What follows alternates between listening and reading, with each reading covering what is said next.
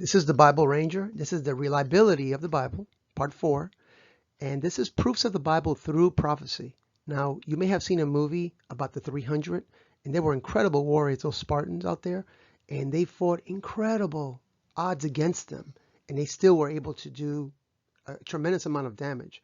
Well, the Bible has its own 300, and I want to show you that today. And a Bible study like this is kind of for Christians that don't know how to defend the Bible, or for non-believers that think that the Bible is just another set of books that we just believe foolishly. So it shows two parts.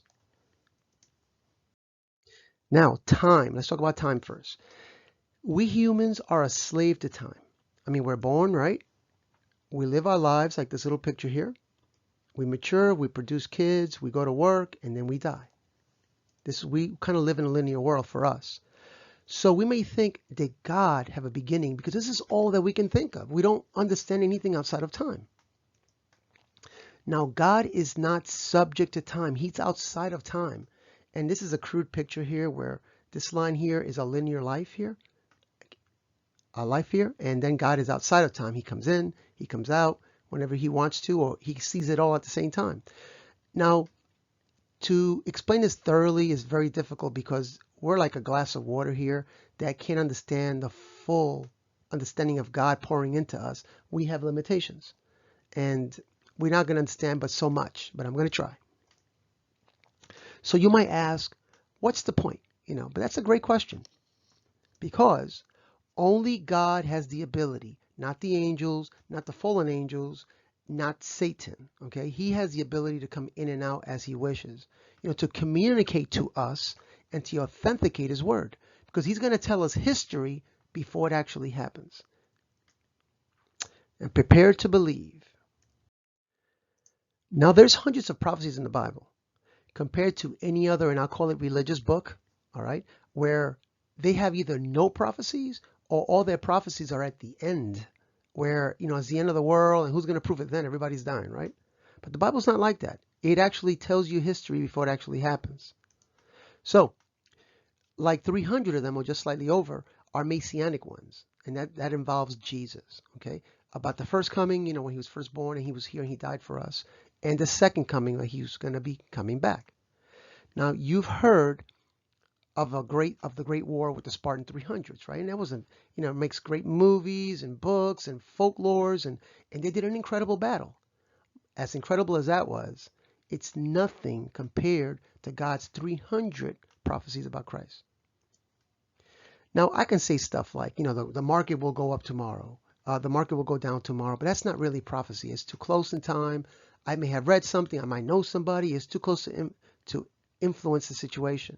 But these prophecies were written hundreds of years apart.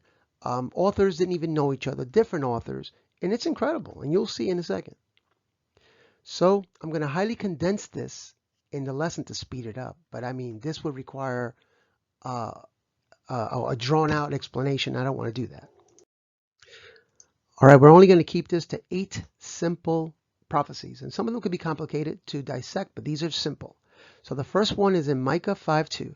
It says that the Messiah was going to be born in Bethlehem. And that alone is very niche.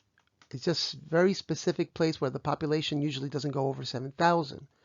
So to know somebody from there is very rare. Okay, so we'll give it a generous ratio of happening out of 1 out of 100,000. And that's generous. I do know one person that was born there and is an ex-Muslim, became Christian. He used to be a terrorist and now preaches for Christ. And his name, if you ever want to check him out, is Walid Shubat. Very interesting. All right, the second one would be Zechariah 9:9. And it says that the king is going to come down into Jerusalem on a donkey. And that's not that unusual, right? Especially for back then. So we'll give it a generous number of 1 out of 100. Not a great ratio. In Zechariah 11:12, it says that the Messiah was going to be betrayed for 30 pieces of silver. And this is the time when Judas went into the temples and into the Pharisees, and he betrayed Jesus for 30 pieces of silver. Well, he gave him a kiss. That was supposed to be the clue. That was Jesus. And later on, he regret what he did. He didn't repent, but he regret what he did, and he threw the money in the temple, which is the next verse, Zechariah 11:13, threw it in the temple, and then now the Pharisees didn't know what to do with the money because it's considered blood money. So they can't put it into the treasury of the temple. So they bought themselves a field from the potter. So that verse has two things. It was thrown in the temple and it was given to the potter. They bought a field. And that the chances of that happening is a lot more rare. So we'll call it 1 out of 100,000. Now, Zechariah 2 chapters later, 13:6, he says he was wounded in his hands in the house of my friends. And some scholars say that was a time where he went to, he showed up in the disciples and he showed himself, but Thomas wasn't there. And then when he showed up the second time, he showed Thomas, and that's what they say that is. Then that would be 1 out of 1,000. Now in Isaiah 53:7, which is a great chapter, it says that he did not defend himself, yet he was innocent. And most people in jail are not innocent, okay, most people. But most people do try to defend themselves, whether they're innocent or not, through their lawyers, all right? So we're just going to say 1 out of 1,000, because most people want to live and don't want to die, especially if they're innocent. So the next one, 2 verses later, Isaiah 53:9, it says that he died with the wicked. And what that means is when Jesus was on the cross, he was by 2 thieves and murderers right next to him. That's the famous pictures that you see everywhere. Yet he was buried among the rich, because Joseph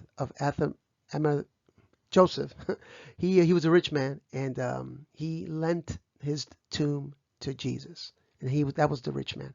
And we'll say that's one out of 1,000, and that's really being pretty generous. Now number 8, this is Psalms 22:16. This is incredible. This alone is just listen to this. It says that the Messiah is going to be crucified. Like, so what? We all know that. No, it's not so what. This was said 700 years before the invention of crucifixion. Of course, it doesn't use the word, but it says that his hands were pierced and his feet were pierced. Now think about that. 700 years before the crucifixion was actually implemented. Not only that, but the way that the Jews punished people was through stoning. So to say this was totally revolutionary. So we'll give this 1 out of 10,000. So if you do all the math on all this, okay, the math comes out, and it's not me who did this. I got this from Chuck Missler, very smart individual. He's passed away now, but you listen to his stuff, you'll get all this stuff from him, but it'll take you like 2 hours to deliver. Okay, but I just condensed this in a couple of minutes. Anyway, the math for this is 1 out of 10 to the 17th exponent, and I didn't know how to raise it up. Somebody can give me a little suggestion on the computer, but that comes out to over a quadrillion, which is over a trillion, and that's a huge number. Let me tell you how big that number is. If you take a quarter and you put an X on it on one side, and you fill the whole state of Texas with quarters, a whole state, 2 feet high, and you throw that quarter somewhere in the middle, on the top, doesn't matter. You fly a man on helicopter over there, and he randomly just picks one coin, and he picks that coin. Those are the chances of just these simple 8 prophecies coming true, which it's almost impossible. Not impossible, but totally impossible. Almost impossible. Let's continue. Let's take this a little further. Now, if you were to add 8 more prophecies to that would be a total of 16. The exponent now becomes 45, 10 to the 45th. Now, if you were to use 48 prophecies, the exponent would be 157. That doesn't mean anything right now. The number is so high we tilt, but I'm going to explain it in a second. Bear with me. So here are the examples. Let's take something, the smallest object we can think of. It would be the atom. Okay, so we make everything compared to this atom here. So how many atoms totally in a human body? Okay, and this is the nervous system, the bones, the blood, every single atom that a human has. It's about an exponent of 27, which is huge, right? Which is even larger than the possibility of 8, but not the possibility of 16. All right, so let's go a little further. The whole planet Earth This is the animals, this is the water, this is the clouds, this is humans, fishes, everything. Every single life form and non-life form on Earth. All the atoms come out to an exponent of 10 over 48. That's a lot of atoms. And yet, this number of 16 almost matches that, almost. Now, if we were to use the whole solar system with the sun and all the planets and every bit of debris in our solar system, all the atoms in that would be only 56. You got to realize this is not adding, this is multiplying.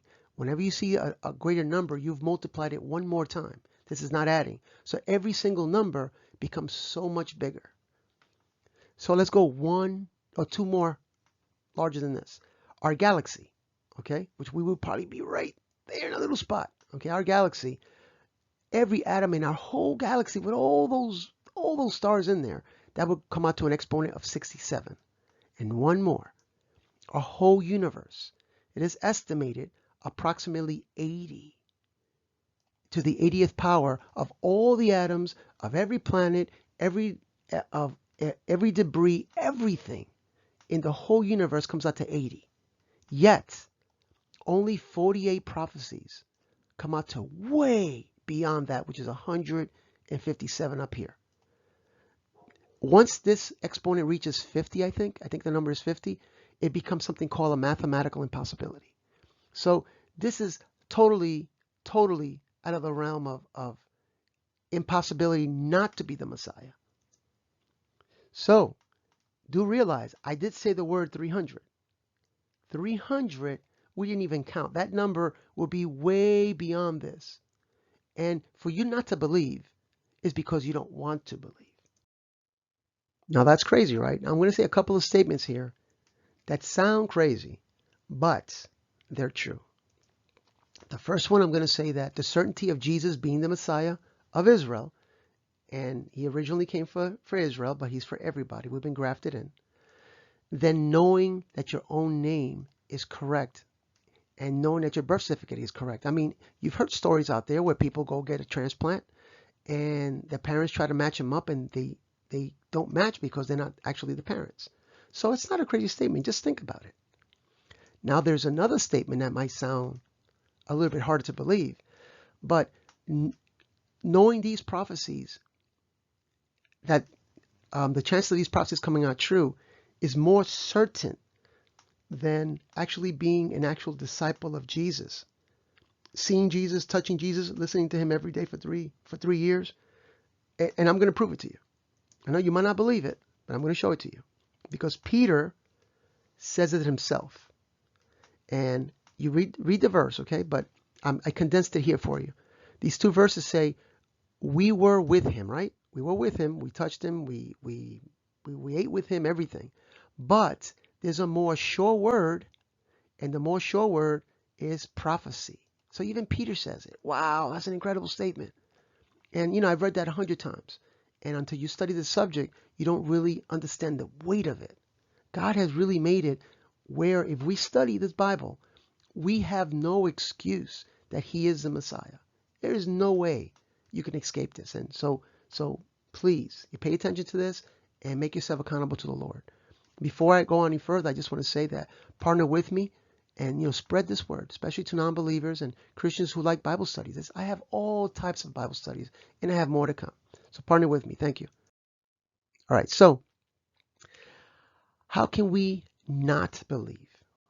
Okay. First of all, before we go there, I just want to show you this picture. I don't know if it's Thomas Kincaid, but it's beautiful. Look at it. And it just shows from the inside of the tomb showing outside, and you see the sunrise coming and you see the three being crucified, Jesus being in the middle, right? All right, going back to the lesson here. So if you don't believe with all this information, no amount of proof I can show you. It's this. If you're a non-believer, you should be at least saying, "Wow, this is interesting. I need to check this out." Now, if you say, this is nonsense," I'm sorry, I can't help you. I'm trying. You need to keep an open mind, and you need to repent because he died for you. And he did it all for you. All you got to do is follow him and make him Lord of your life. Now, if you found this video to be helpful, this is the Bible Ranger. Partner with me I'm keeping the Bible as simple as I can, yet rich in content. Thank you very much.